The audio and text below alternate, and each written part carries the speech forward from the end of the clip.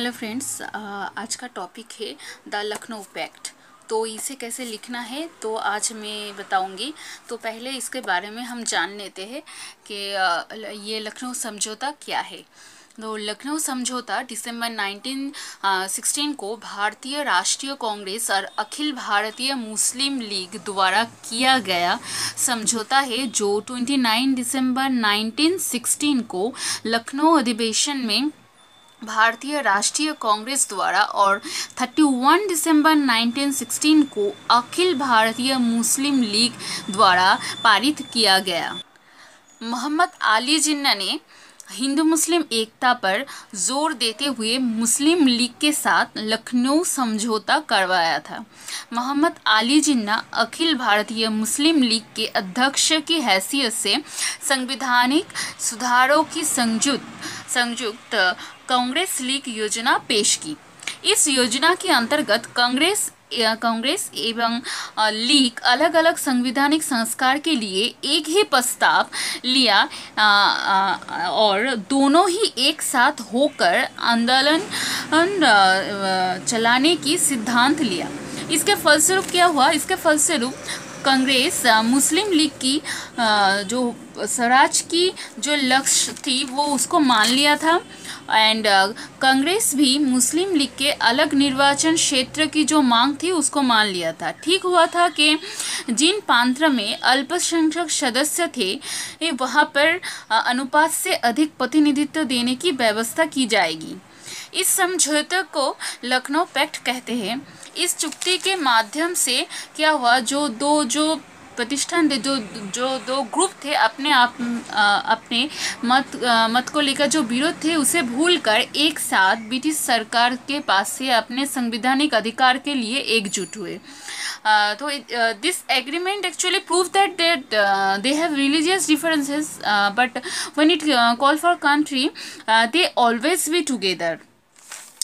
और जो मोहम्मद अली जिन्ना जो ये भारतीय राष्ट्रीय कांग्रेस के समर्थक थे, लेकिन गांधी जी जब नॉन कोऑपरेशन मूवमेंट किया था तो उन्होंने मोहम्मद अली जिन्ना ने इस आंदोलन के तीव्र से क्या कहते हैं इसके विरोध किया था और इसी प्रश्न पर कांग्रेस से वो अलग हो गए।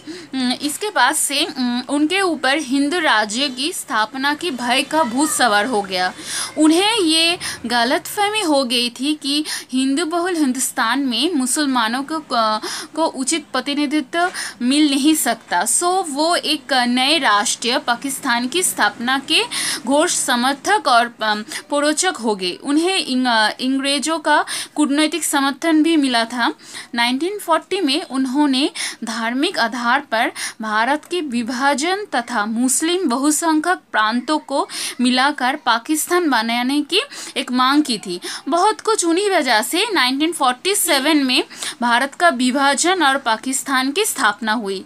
तो इसी बात पर भारत के पूर्व राष्ट्रपति प्रणब मुखर्जी ने कहा था कि अगर हिंदू मुस्लिम एकता वाले ऐतिहासिक लखनऊ समझौता को संविधान में मान लिया गया होता तो शायद ना देश का बंटवारा होता और ना ही जिन्ना की कोई गलत तस्वीर हमारे मन में होती।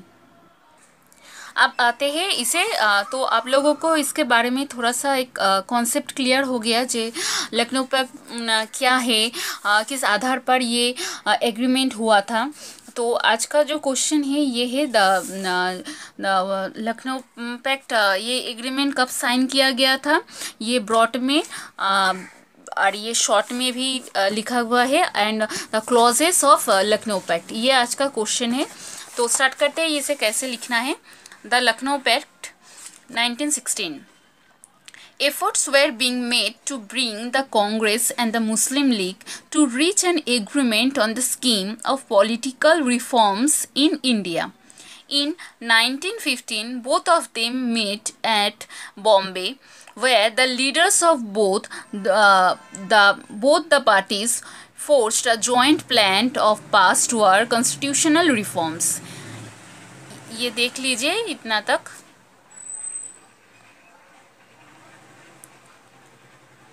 In 1916, there was simultaneous sessions of both the Congress and the League at Lucknow, where the joint scheme of political reforms was put forward and adopted by both parties in 1916. This agreement, so signed by them, came to known as the Lucknow Pact. ये है पूरा the Lucknow pact 1916 for 4 या 5 marks. Not ना 4 या 3. 5 के लिए थोड़ा और बड़ा लगेगा. शॉर्ट और भी थोड़ा शॉर्ट टाइप लिखने के लिए ये है. इन 1916 the Congress and the League again held simultaneous sessions at Lucknow. The joint scheme of political reforms was put forward and adopted by both parties in 1916. This agreement signed by the two parties is known as the Lucknow Pact. तो ये है the Lucknow pact 1916 short type. तो ये एक बार देख लीजिए.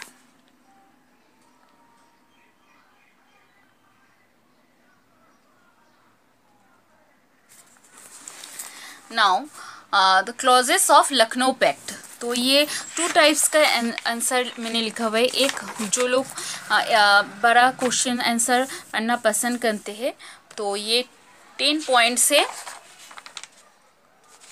और जो अगर टाइम कम हो तो बड़ा लिखने में टाइम ज़्यादा चला जाता है तो उसके लिए एक शॉर्ट टाइप भी है. तो इसमें कोई पॉइंट जैसे नॉर्मली पॉइंट करके लिखा है, कोई हेडिंग नहीं है, और इसमें हेडिंग करके एक हेडिंग दिया है, फिर उसके अंदर ये थोड़ा थोड़ा एक्सप्लेन किया है. इसमें मार्क्स ज़्यादा आता है क्योंकि हॉल में जब एग्जामिनर कॉपी चेक करते हैं तो वो पूरा अंदर नहीं पढ़ते, कि इतना सारा कॉपी उन लोगों को चेक करना पड़ता है, तो वो एक पॉइंट पढ़ के थोड़ा सा ऐसे ऊपर से पढ़ के चले जाता है. तो अगर ये आप लिखोगे तो इसमें ज़्यादा मार्क्स मिलेगा, लेकिन अगर ये लिखोगे ये भी मार्क्स मिलेगा.